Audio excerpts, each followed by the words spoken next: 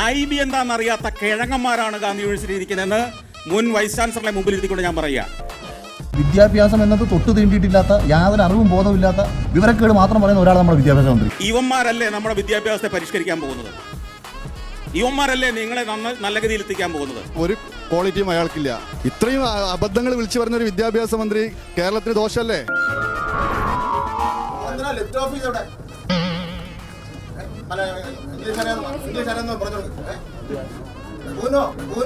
എന്ത് ഭ്രാന്താണ് ഇയാൾ പറയുന്നത്? ഏറ്റവും കുറവ് വിദ്യാർത്ഥി പരീക്ഷ എഴുതിയത് വയനാടാണ്. 9353. എത്ര? 9353. ശിവൻകുട്ടിനെ LKG കൊണ്ട് ചേർത്തണമെന്നാണ് അഭിപ്രായം. വിദ്യാഭ്യാസ മന്ത്രി വിദേശത്ത് പോയിട്ട് എന്താണെന്ന് പഠിക്കാൻ പറ്റിയതെന്ന് അറിഞ്ഞാൽ നമുക്കൂടി പഠിക്കാമായിരുന്നത്. ഇവിടെ ഈ SPT